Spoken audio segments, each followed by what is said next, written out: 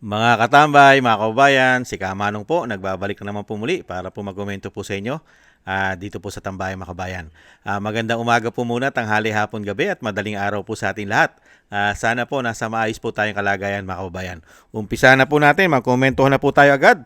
Ito po, komentuhan po natin mga tambay, ito pong balita na sinasabi po ni Secretary Gibo Teodoro ng Department of National Defense, DND. At magandang balita po ito para sa taong bayan, mga kabayan. Lalo-lalo po sa ginagawa pong korupsyon ng gobyerno. Ay napakagandang balita po ito mga tambay. Kung ito po ay may katotohanan sa sinasabi po ni Secretary Gibo na meron daw pong umuugong na military junta, mga tambay, na ang kinatatakot po nila. Sila po ang natatakot, hindi po ang taong bayan. Ang taong bayan po ay masayang masaya.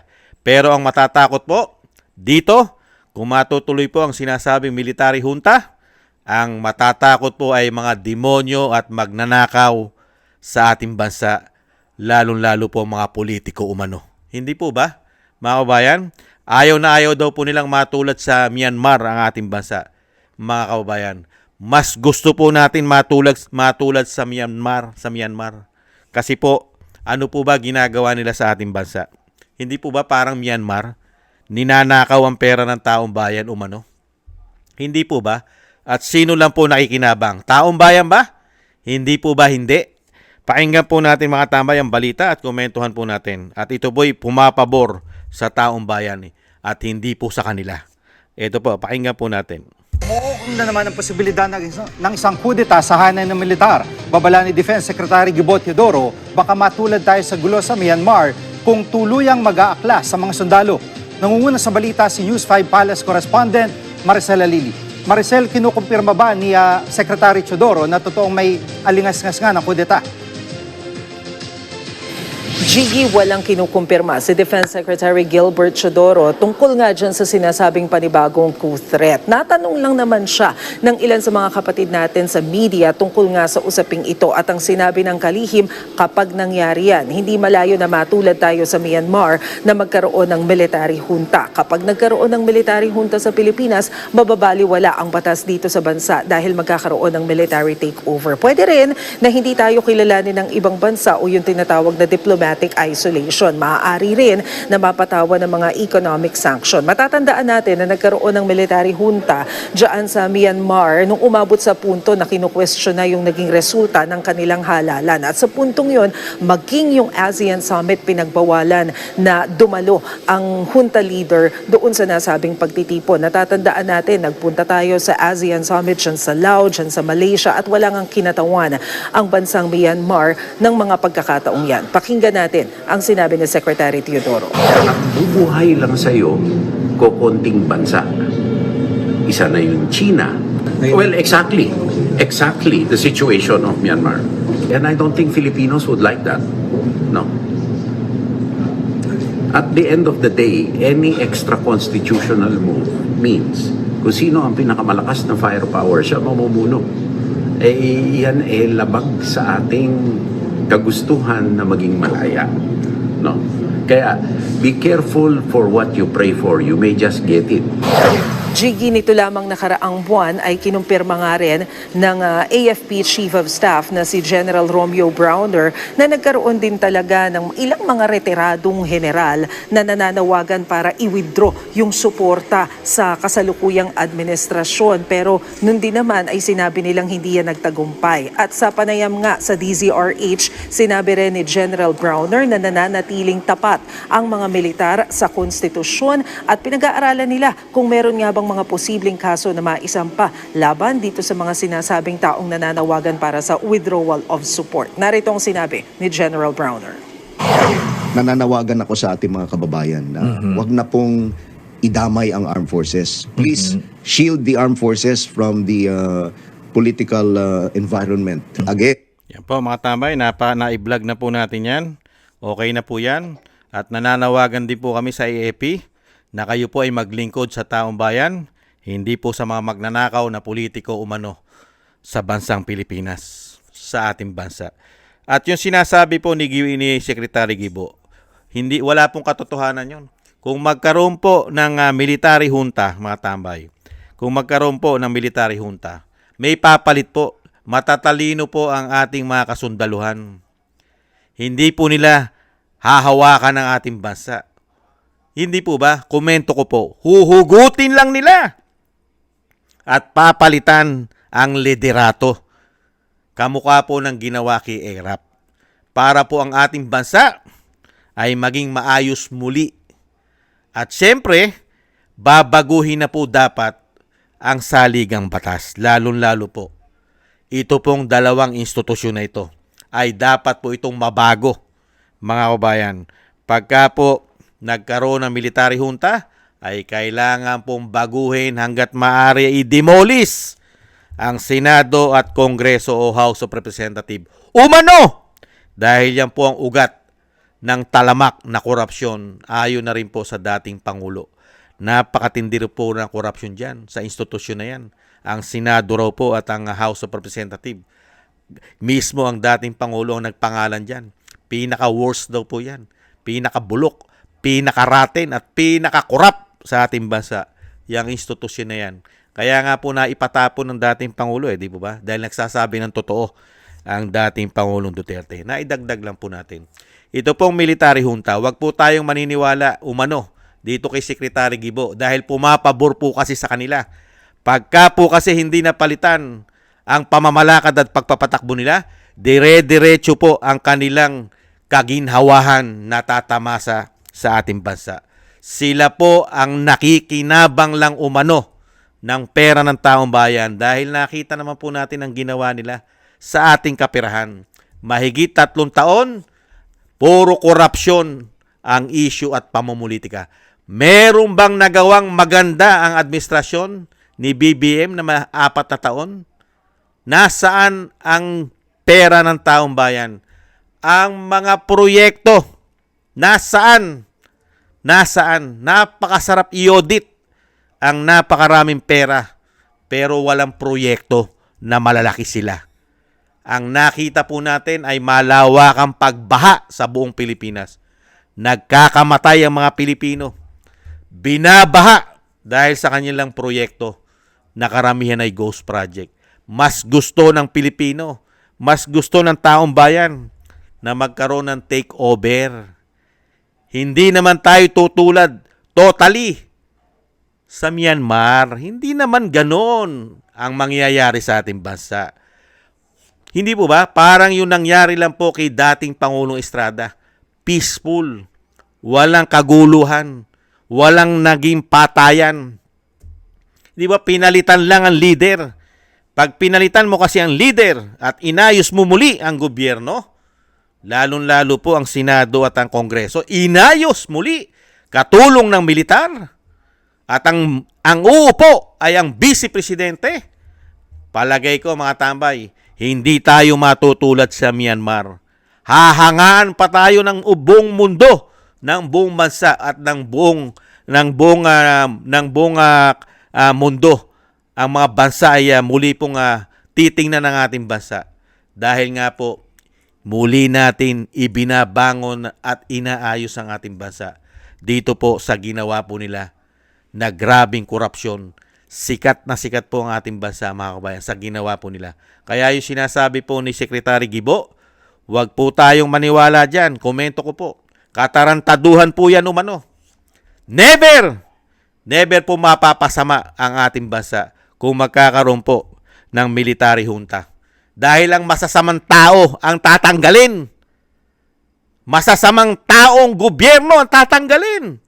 Magmula sa taas hanggang baba ay napakarami magnanakaw ngayon sa ating bansa. Karamihan pa'y gumagamit ng pulburon. Hindi po ba? Takot pa nga silang magpa-pulburon test Kaya nga laganap po ngayon ang bisyo na pulburon sa ating bansa. Dahil mismo sa Malacanang nakakapasok ang pulburon. Hindi po ba? At may gumagamit daw po doon umano. Kaya dito po mga kabayan, pabor na pabor po si Kamanong. Komento ko po. Hindi naman po masama magkomento. Napakasarap po na mangyari yung sinasabi po ni Secretary Gibo na magkaroon po at umuugong ng mga men in uniform natin. Kasi mga general lang naman. Yung hindi naman po lahat ng general. Pero yung mga general na nagpakaaso at nagpakatuta dahil sa pakinabang, yan, hindi naman po lahat ng ating mga men in uniform ay katulad nila. Na ipinagbili na po ang kanilang dignidad at ang kanilang karangalan at ang kanilang uniforme sa mga taong magnanakaw sa ating bansa umano. Hindi po ba? Kaya sana nang maayos at mabago pa ang ating bansa habang may panahon, kisa po na magtuloy-tuloy po ang ganitong sistema na talagang hindi naman po nila maiaayos ang korupsyon dahil nga po nagtatakipan lang sila riyan. Hindi po ba? Yung issue ng korupsyon ay hindi naman po talaga masusolusyonan yan. Komento ko po. Wala pong mangyayaring solusyon sa korupsyon dahil sila po yan. Sila po ang involved. Pati po ang pamilya ng First Family ay involved din umano sa korupsyon. Hindi po ba? Paano mo susolusyonan yan? Mismong pamilya mo involved. Hindi po ba? Kaya nga nagkakaroon ng takipan. Dinadivert lang nila ang issue. Di po ba? Pinapatay nilang pilit. At dinadalang pilit sa pamilya Duterte ang issue ng korupsyon. Hindi po ba? At sa mga kaalyado nito. Kaya nga po nararapat na po talaga. Matagal na po sana inayos ang bansa. Di po ba? Yung magkaroon ka lang ng issue na gumagamit ka ng pulburon, sablay na yan eh. Palpak na yan. At hindi na katanggap-tanggap yan sa mga Pilipino. Dahil yan eh, unang-una eh, binagbabawal yan ng batas. Hindi po ba? Illegal yan eh. Kaya ito po nga nangyayari sa ating bansa. Kaya hindi umaayos ang ating bansa eh. Dahil sa systematic na ginagawa nila, nagtatakipan. At talagang pinagtatakpan nila at pinag-uubra nila ang ganitong klase na pinuno sa ating bansa. Grabe ang ginawa. Lalong-lalo pa yung ginawa pong pagtitraidor. Paghuhudas sa dating Pangulo. Pati po ito, kasama po ito, umano, si Secretary Gibo at si General Bronner. Hindi po ba? Nakipagsabwatan sila. Nilagay sa kahiyan ng ating bansa, ang ating soberenya. Hindi po ba? Parang ipinamukha mo sa buong mundo na walang kakwenta-kwenta ang ating judicial. Dahil ipinamigay natin. At hindi man lang natin inilitis o nilitis sa ating bansa. Kaya po, dapat lang po yan mga tambay, yan po ay kapakipakinabang po sa taong bayan. Yang ginagawa po na yan, kung yan po ay issue, dahil wala naman pong usok, wala naman pong apoy kung walang usok. Hindi po ba? Pagka may usok, ay may apoy. Kaya yan po ay umaamoy na po yan. Umuusok na po yan mga bayan. At nakikita naman po natin, nakikita rin po ng mga ating mga men in uniform, lalong-lalo po ang ating mga marine, hindi po ba? Ang ating AFP, nakikita po nila yan. Lalong-lalo po yung sinabi ni Master Sergeant Gutesa na isang marine na talagang nagagamit ang militar para po sa korupsyon. Sila pa nagpuprotekta sa mga politiko sa korupsyon. Sila nagagamit ang men in uniform. Hindi po ba nagagamit sila para dito sa korupsyon na nakaupo ngayon? Hindi po ba? Ano po ang dapat gawin para matigil na po ito? Mga kasinungalingan nila, sabwatan nila. Hindi po ba? Palitan! I-demolish! Alisin lahat! Lahat ng nanunungkulan ngayong binagong ang Pilipinas, i-abolish po lahat yan. Yan ang the best na dapat gawin sa ating bansa. Tanggalin mo lahat. Huwag kang magtira. I-rebuild mo. Ayusin mong muli. Hindi po ba? Matitira mo lang dyan ay matitino. Yung matitino ang ititira mo. Hindi po ba? Iayos nating muli ang ating bansa. Dahil kung hindi po natin iayos nito, mga kabayan, dahil naranasan na po natin kay dating Pangulong Duterte yan eh. Nagkaroon sila ng takot. Dahil meron pong bayag at meron pong kamay na bakal si dating Pangulo. Nakita nyo po, nabawasan po ng napakalaking porsyento ang korupsyon. Nasa leader yan eh. Nasa leader. Pagka ang leader ay mahina, weak, patay ang ating bansa. Bagsak ang ating bansa. Ano nangyayari sa ating bansa? Hindi ba weak ang leader natin ngayon? Maganda ba ang bansa natin ngayon? Sige nga, baon sa utang, puro kahihiyan. Hindi po ba? Hindi katulad ni dating Pangulong Duterte. Magiging proud ka. Nagkaroon sila ng takot. Mga magnanakaw na politiko, mga trabahante sa gobyerno, nagkaroon ng takot. Di ba pati nga airport, yung mga laglag bala, natakot sila. Nagawin nila. Di po ba pati custom, tumahimik ang custom. BIR, tumahimik sa malawakang korupsyon. Hindi po ba ang red tape, natakot sila. Pati mga oligarko natakot na hindi sila magbayad ng kanilang pagkakautang sa gobyerno. Hindi po ba? Dahil masasara ang kanilang negosyo. Hindi po ba? Ganon ang kailangan ng bansa. Hindi nga lang po nagtuloy-tuloy.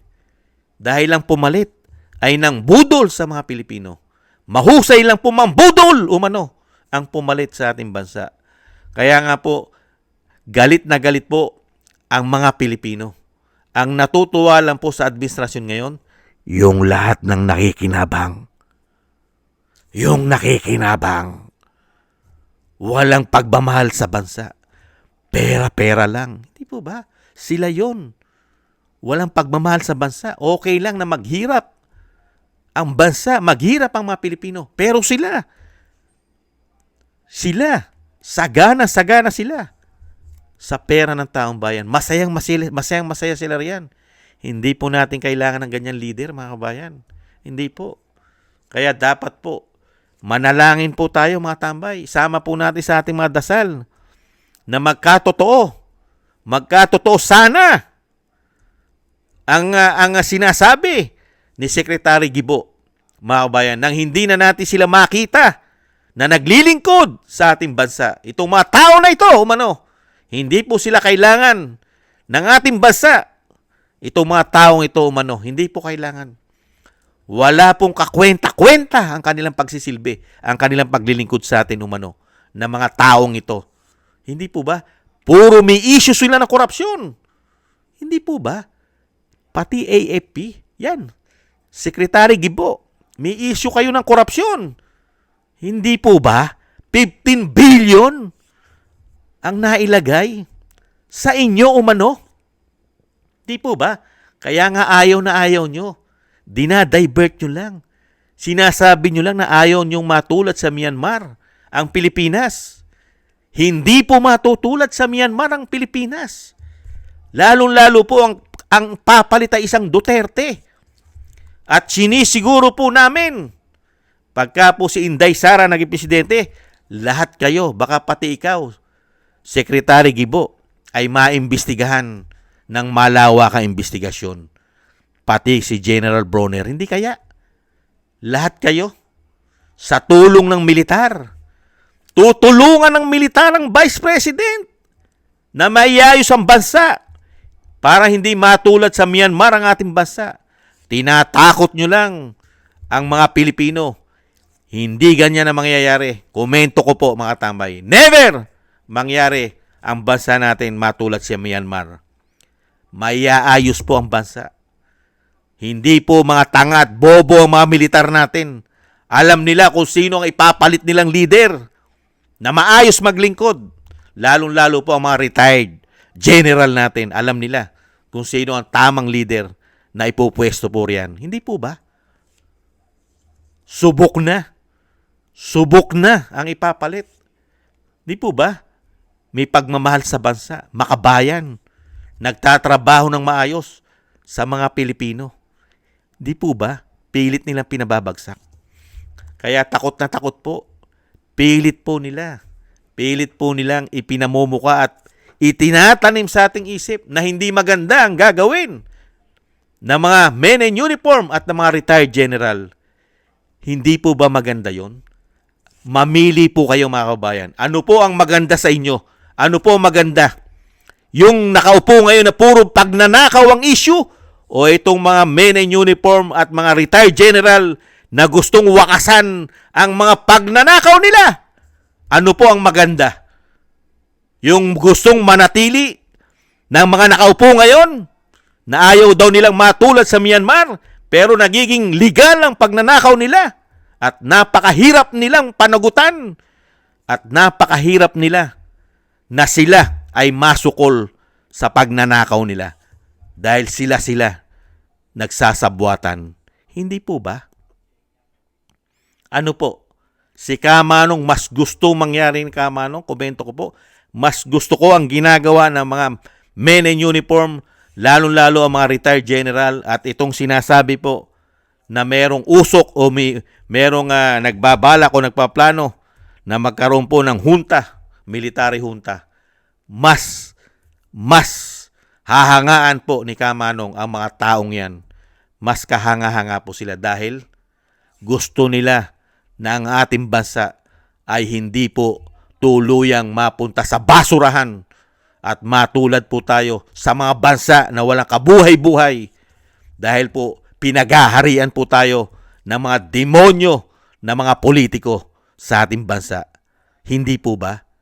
Mas gugustuhin na po ni Kamanong yung ginagawa po at yung ginagawa makabayan ng mga retired general kaysa po sa mga nanunungkulan ngayon. Nakita nyo po ba? Mas pinayayaman po nila ang mga angkan nila, ang mga lahi nila, kaysa ayusin ang problema ng bansa. 3 taon mahigit dinala tayo sa politika at korupsyon. Yan ba sasabihin ni Secretary Gibo na ibibigay niya sa atin ang magandang Pilipinas na hindi tayo matutulad sa Myanmar? Ano pa ba ang tingin ni Secretary Gibo sa atin? Palibasa sila'y maginhawa sa buhay. At pati siya ay may issue. Marami siyang hawak. Hindi po ba? Na pasaporte. Hindi po ba may issue pa siya umano? Yung citizenship niya sa Malta. Sa Malta, mayamang bansa. Sa Europe, meron siyang citizenship ng Maltese. Yung Malta, hindi po ba? Bansang mayaman. Secretary Gibo, totoo po ba yun? Nakita niyo po? Napakadali po nilang tumakbo. Kung magkaroon po ng problema ang bansa at sila na po uusigin, napakadali po nilang tumakbo ng ating bansa. Magkakawala po ang mga hayop na yan umano. Hindi po mananatili sa ating bansa yan dahil isang damukal na po ang pera ng mga tao na yan na naipon at nadala na yata sa ibang bansa para kung magkagipitan man at sila'y usigi ng taong bayan, panagutin sila ng taong bayan, mawawala na po ang mga hayop na yan umano, ang mga hindot na yan. Hindi kaya? Hindi kaya mga kabayan? Tayo ang iiwanan. Di po ba? Pag inayos po ang ating bansa at natuloy ang military junta kasama ang mga retired general, sa tingin nyo, sino po ang kawawa? Hindi ba tayo? Tayong mga ordinaryong Pilipino, tayong mga taxpayer ang kawawa, sila po, buhay-hari na po yan. Lalayasan po tayo sa Pilipinas ng mga taong yan. Hindi kaya? Iiwanan sa atin na binaon tayo sa utang. Kawawa po ang mga Pilipino dahil wala naman po tayong kakayahan na katulad nila na marami pong ari-arian kahit po sa labas ng bansa at napakarami nila ng pera na. Hindi po ba? Iiwanan sa atin lahat ang mga ginawa nilang problema. Lahat sa atin ipapasan sa ating mga Pilipino. Lahat ng ginawa nila, lalo-lalo mga inutang nila. Hindi po ba? Pero sila ang nakinabang. Hindi kaya? Kawawa po tayo. Pagka nagpatuloy po na nagpatuloy, katulad po niya, nagbabudget na naman po. Napakalalaki na naman po ng budget nila. Mga kababayan, sa tingin nyo, magagamit po ba sa tama yan? Hindi pa nila napapabagsak ang Vice President? Sa tingin nyo, titigilan nila yan? Kaya nga kilalaki ng budget na wala nakikita ang mga Pilipino dahil puro pang sariling interest lang po ang ginagawa nila. Hindi po ba? Kaya panahon na po yan, mga kababayan. Panahon na po yan. Si Kamanong po ay masayang-masaya po ako mga tambay sa mga ganyan pong naririnig ko po. Sa katulad po niyan, nagkakaroon po ng linaw at sana po ay magdilang anghel si Secretary Gibo, mga kabayan. Magdilang anghel po sana siya na mapalitan na at matuloy na po ang palitan ng administrasyon umano. Nang bumalik naman po ang tiwala ng buong bansa o sinasabing buong mundo, ang mga kapitalista ay magkaroon pong muli ng tiwala sa Pilipinas. Nawalan po kasi ng tiwala ang mga kapitalista, ang mga bansa sa ating bansa. Kung yung majority ng Pilipino nawalan na nga ng tiwala sa namumuno, yung pang mga namumuho ng bansa, kitang-kita po nila ang malawakang korupsyon sa ating bansa, malawakang pamumulitika, at balitang-balita sa buong mundo na pati ang Pangulo ay may issue ng pulburon. Sige nga, may papasok bang investor? Ano ang papasok po sa atin? Ang pumapasok po sa atin ay mga demonyo. Demonyo ang dumami po sa ating bansa. Dumami po at kumalat ang mga demonyo sa ating gobyerno. Yan po ang totoo mga kabayan. Real talk po yan. Hindi po investor ang dumami sa ating bansa. Ang dumami po ay mga demonyo na mga lingkod bayan. Daw sila umano. Pati po yata sa mga men in uniform, ganun din po yata nangyari. Hindi naman po lahat.